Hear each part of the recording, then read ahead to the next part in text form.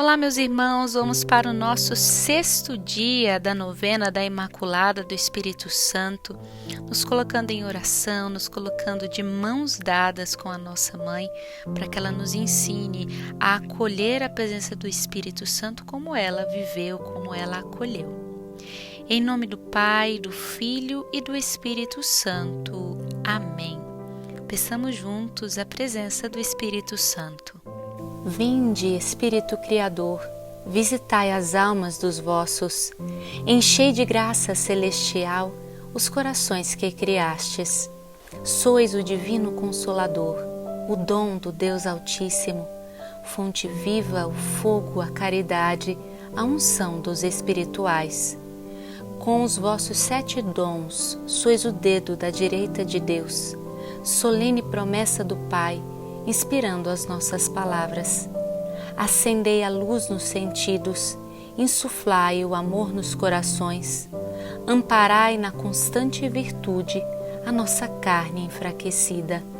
Afastai para longe o inimigo, trazei-nos prontamente a paz. Assim, guiados por vós, evitaremos todo o mal. Por vós explicar-se-á o Pai, e conheceremos o Filho. Dai-nos crer sempre em vós, Espírito do Pai e do Filho.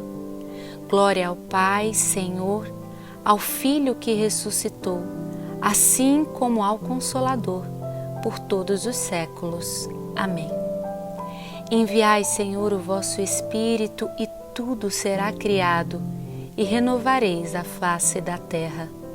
Ó Deus, que ilustrastes os corações dos vossos fiéis com as luzes do Espírito Santo, dai-nos, pelo mesmo Espírito, procurar o que é reto e nos alegremos sempre com as suas consolações.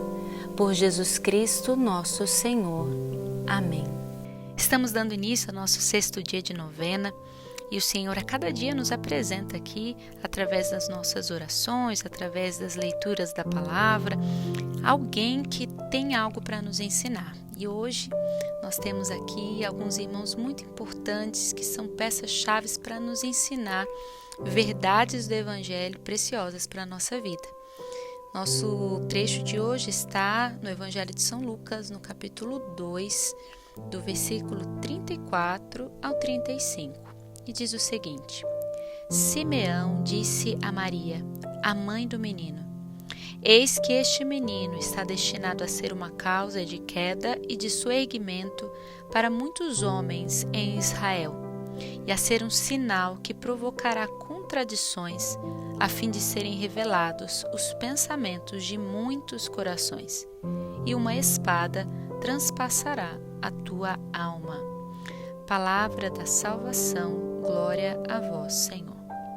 Nós sabemos que a presença de Jesus, enquanto Ele viveu entre nós, Ele foi causa, assim, de muitas contradições. E Jesus até fala num trecho do Evangelho: não vim para trazer paz, mas eu vim para trazer a espada. Né? E às vezes essa palavra é muito forte para nós, que pode soar como se Jesus não fosse o príncipe da paz. Mas na verdade é que a presença do Senhor causa essas contradições, causa uma divisão entre o que nós éramos, o que nós antes acreditávamos, as bandeiras que nós carregávamos e aquela mudança de vida que passamos a ter quando nós encontramos com o Senhor. O quanto que essa presença de Jesus, as suas palavras, o seu ensinamento, o seu evangelho nos leva a rever atitudes em nós. Talvez atitudes que nós nem tínhamos como pecado ou como erro, mas que após a vivência do Evangelho, o conhecimento do Evangelho, nós entendemos que nós precisamos mudar.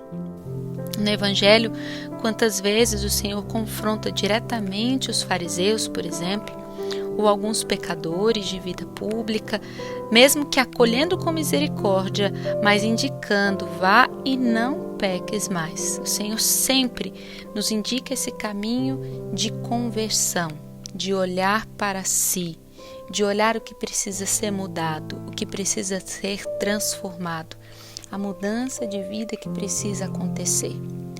Meus irmãos, não há como viver o Evangelho se nós não nos colocamos em revisão sobre a nossa própria vida. O Evangelho, a palavra de Deus, ela nos confronta, ela precisa nos incomodar, ela precisa nos confrontar para que nos leve a uma revisão de nós mesmos e uma percepção daquilo que precisa ser transformado, daquilo que precisa ser mudado. E é por isso que Simeão profeticamente diz aqui, que ele vai ser um sinal que provocará contradições.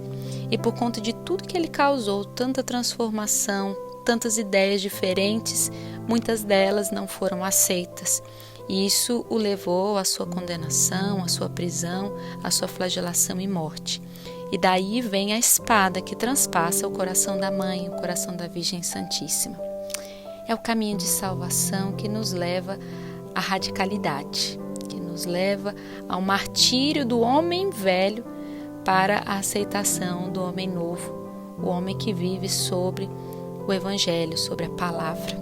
E hoje o nosso propósito nos diz exatamente isso. O propósito do dia é: suplicamos pela intercessão da Virgem Maria o dom da conversão e o quebrantamento do nosso coração. Isso é uma graça enorme que nós podemos pedir hoje pela intercessão da Virgem Maria.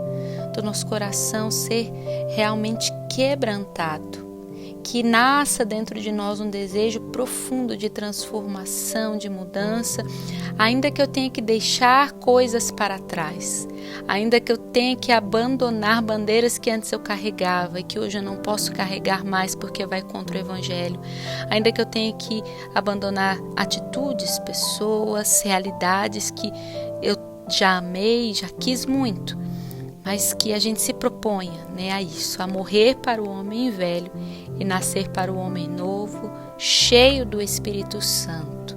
Peçamos a intercessão da Virgem Maria para que nós possamos viver hoje o nosso propósito do dia, o propósito de conversão e de quebrantamento de coração. Imaculada do Espírito Santo, pelo poder que o Eterno Pai te deu sobre anjos e arcanjos, enviai fileiras de anjos com o chefe São Miguel Arcanjo, para livrar-nos do maligno e curar-nos. Amém.